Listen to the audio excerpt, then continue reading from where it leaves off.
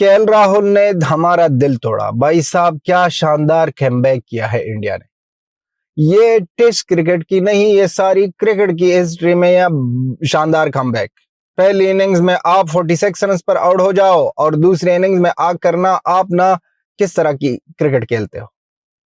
350 वो लोग आपसे लीड कर रहे हैं भाई साहब। सारी ये जो बेकारी थे सब ना कह रहे थे कि एक इनिंग्स से जीतेंगे भाई साहब, और कहां से लोग ये मैच लाकर कहां पर खड़ा कर दिया और आपको मौका मिला और आपने उस मौके पर ना चौका नहीं मारा भाई साहब। सभी रन्स कर रहे थे, जायसवाल से लेकर उसने भी 35 की, फिर रोहित का 50, विराट का 50, सरफराज 150, 99 पॉइंट। भाई साहब ये आपको क्या हो गया है। जब भी इन बंदे को हमें बहुत ज्यादा तवक्कुआत रखते हैं, इस बंदे ने कुछ नहीं किया। बहुत ज्यादा नाउमीदी आती है भाई साहब कि किस तरह की क्रिकेट इंडिया ने खेली है, और उसके साथ साथ केएल भाई आया और केएल भाई ने हराया था, फैला दिया।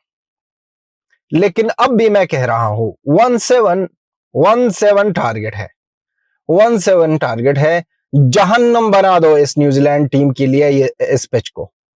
कल ना सिराज को ना रिस्पॉन्सिबिलिटी लेनी होगी, बुमराह तो कर रहा है और करेगा।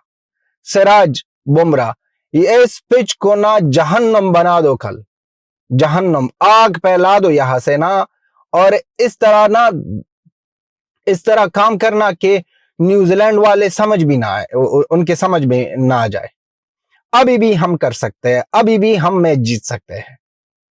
जिस तरह 46 पर हम ऑल आउट हो गए थे और हमने कह दिया था कि कमबैक करेंगे और मैच जीत सकते हैं और कर सकते हैं, और जिस तरह हमने दूसरी इनिंग्स खेली है, इससे जाहिर होता है कि ये मैच हमारा है।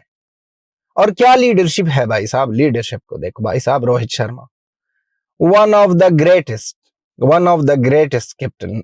मैंने जिंदगी में इस तरह बंदा नहीं देखा कि सारी दुनिया कह रही है कि ड्रॉ और हार है, ड्रॉ भी नहीं है। बंदा ड्रॉ का भी नहीं सोच रहा, बंदा जीतने का सोच रहा है और जीतने के लिए जा रहा है।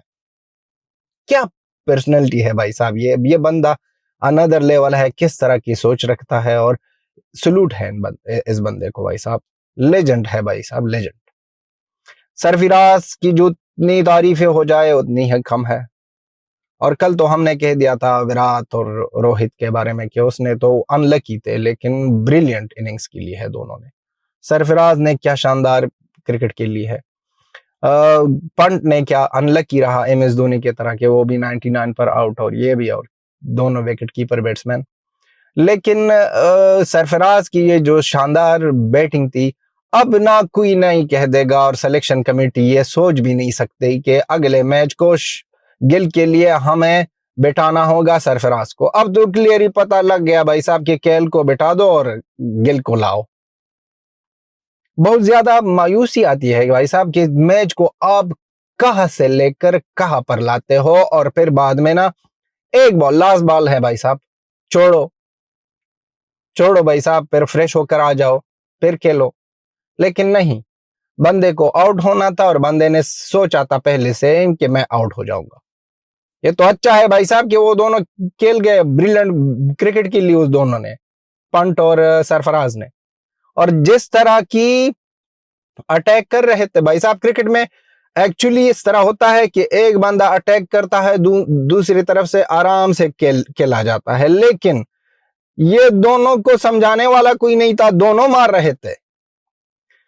मेरे ख्याल में पंट की जिंदगी में ये पहली दफा होगी और ये लास्ट दफा भी होगी कि वो किसी को समझा रहा है कि भाई साहब आराम। वो सरफराज को समझा रहा है कि रिस्क मत लेना, और खुद मार रहा है। क्या शानदार इनिंग्स, क्या शानदार क्रिकेट दोनों की। और अगर ये सारे मेहनत पर ना पानी फेरा, अगर ये मैच हम खुदा ना खास्ता हारे, तो इस सारा कसूर केएल राहुल का है भाई साहब। केएल राहुल की वजह से ना अब सारी मेहनत पर ये पानी फिर गया भाई साहब।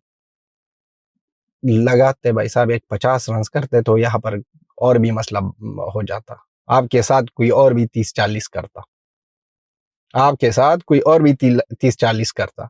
लेकिन नहीं, भाई साहब को करना ही नहीं है। भाई साहब ने ठानी है पहले से कि नहीं करना, जिस वक्त आपकी जरूरत होगी तो मैं नहीं करूंगा।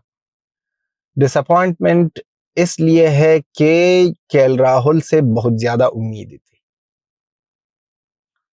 अपना काम कर दिया दोनों बैट्समैनों ने। और इसी तरह या ना देखो ना, एक्चुअली इस तरह वक्त में ना ये लोग जो है टीमें चाहती है कि या बारिश हो जाए या मैच ड्रॉ हो जाए, लेकिन इंडिया, विराट कोहली, रोहित शर्मा, वो अभी भी अग्रेसिव है कि भाई साहब स्टंप्स की क्यों किया, बैड लेट तो नहीं है, खेलेंगे, हम खेलेंगे। वो फिर भी चाहते थे कि खेले, क्योंकि हमको जीतना है, हमको जीतना है। 107 रन ना, कल यहां पर इस पिच को जहन्नम बना दो, जहन्नम, नर्क जो कहता है, ग्राउंड से ना नर्क बना दो। और इस तरह की बॉलिंग करो। सिराज बहुत ज्यादा अरसे से ना कोई ब्रिलियंट परफॉर्मेंस नहीं की है बॉलिंग में।